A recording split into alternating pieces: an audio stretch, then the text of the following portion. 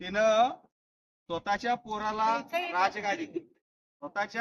पोराला राजगादी मागते आणि आहे का नाही, आणि रामाला आहे का नाही वनवास मागते 14 वर्षाचा. त्यामुळं काय होतं की भरत ह्या सगळ्या गोष्टी मागत असताना स्वतःची आजोळी गेलेला असतो, त्यालाही माहिती नसते. मंत्रा नावाची दासी जी असते ते जाऊन भरतच्या आईला सांगते की बाबा तुझ्या पोराला राजगादीवर बसायचा अधिकार आहे. राम जरी जन्मानं मोठा असला तरी आहे का नाही, तू मोठी राणी आहेस, तुझा हक्क म्हणतो.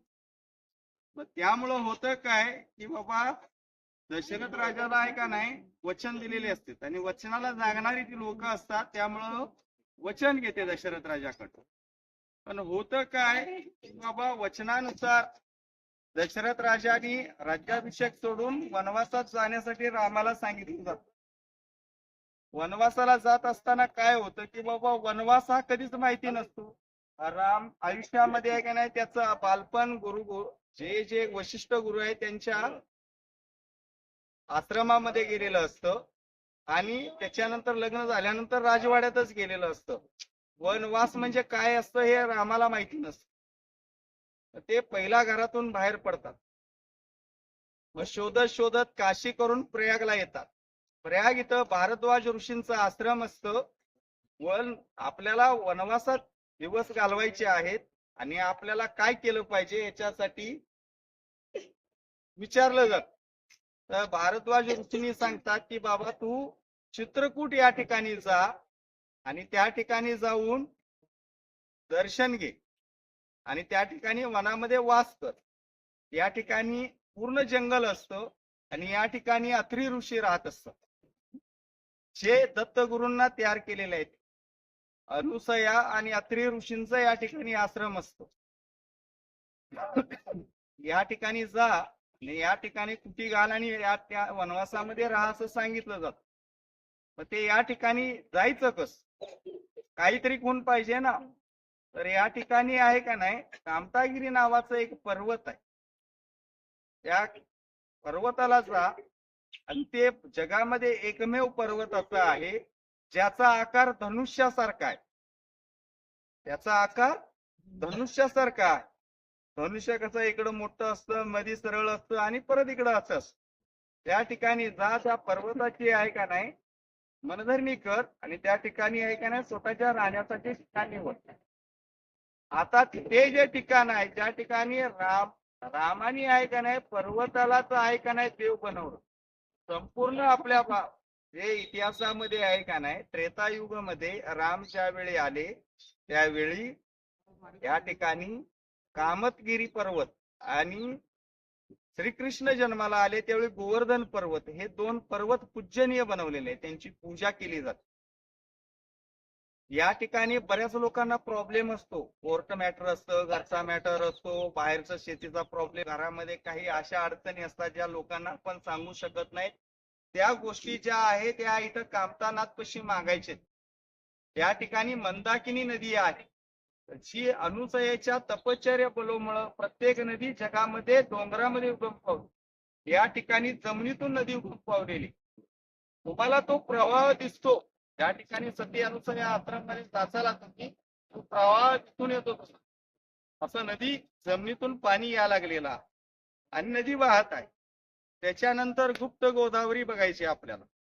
गुप्त गोदावरी मध्ये साक्षात गोदावरी माई आपल्या नदीच्या आपल्या तीरावरती येऊन रामाला आवाहन करण्यासाठी या ठिकाणी आलेला. तर या ठिकाणी ती येऊन सांगून जाते की बाबा तुम्ही आहे का नाही माझ्या नदी किनाऱ्यावरती या आणि तिथं वास करा.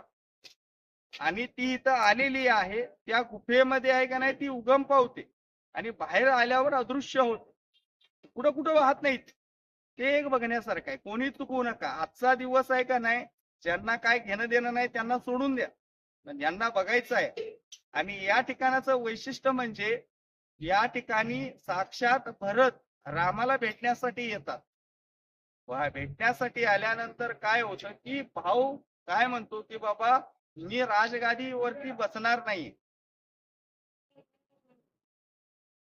तू जे आहे तूच चल राज्य करण्यासाठी, तू मोठा आहेस आणि सर्वश्रेष्ठ आहे, सर्व नियम पाळणार आहे. पण होतं काय की बाबा लक्ष्मणाला फार राग असतो भरतावर, पण भरतला तो राग नसतो.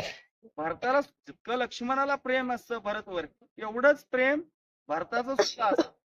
या ठिकाणी भावविवाह होतो आणि राज्यात करण्यासाठी परत ये म्हणून सांगतो. त्यावेळी राम सांगतात आपलं रघुकुल आहे, वचन पाळलोय आपण आजपर्यंत. आपल्या भगीरथ राजा झाले, आपले काय म्हणतात त्याला, राजा हरिश्चंद्र झाले, हे सगळ्यांनी आपले नियम पाळलेले आहेत.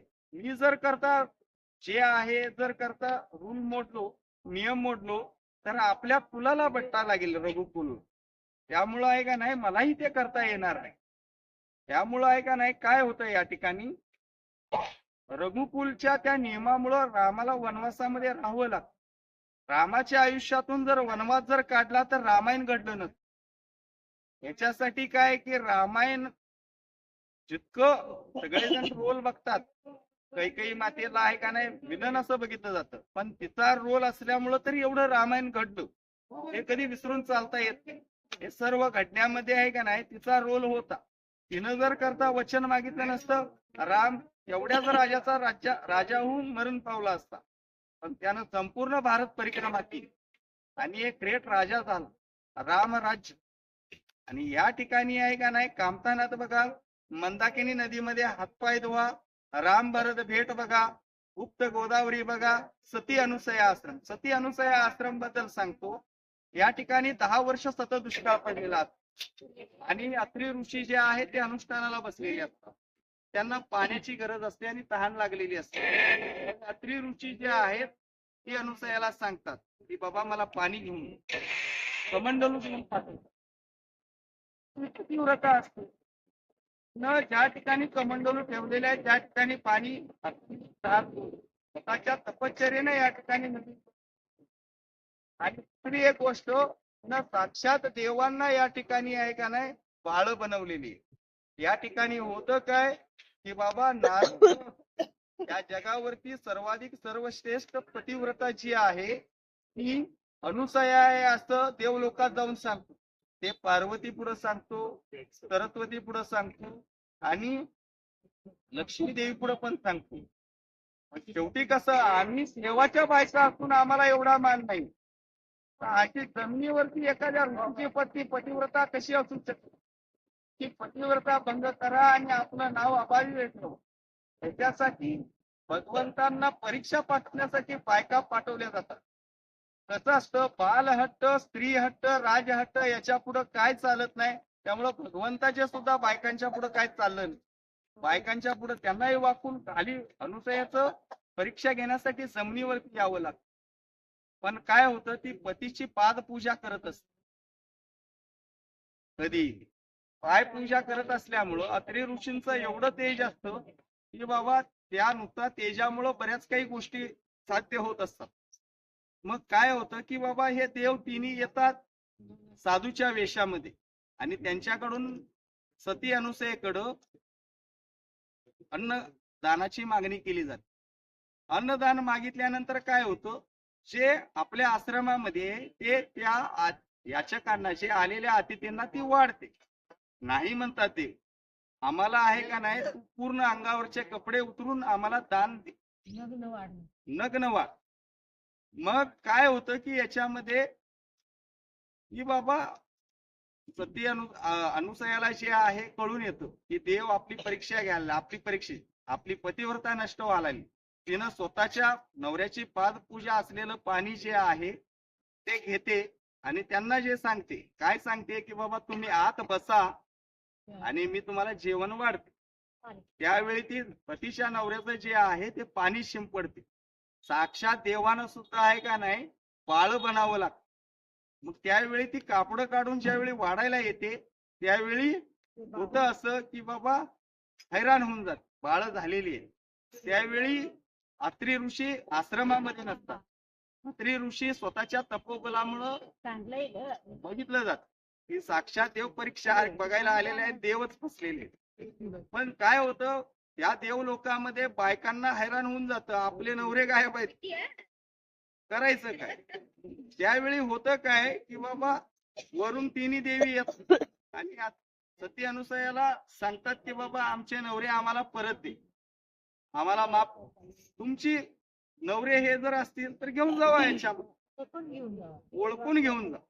होतं काय की बाबा जर करता लक्ष्मीनं जर शंकराला शिवलं तर आहे का नाही, पतिव्रता नष्ट होत. पार्वतीनं जर करता ब्रह्माला शिवलं, पतिव्रता नष्ट होत. आणि आहे का नाही, सरस्वतीने जर करता विष्णूला शिवलं अथवा ब्रह्माला शिवलं, शंकराला शिवलं, तर पतिव्रता नष्ट होत. करायचं काय? त्यांनाही पेच पडतो.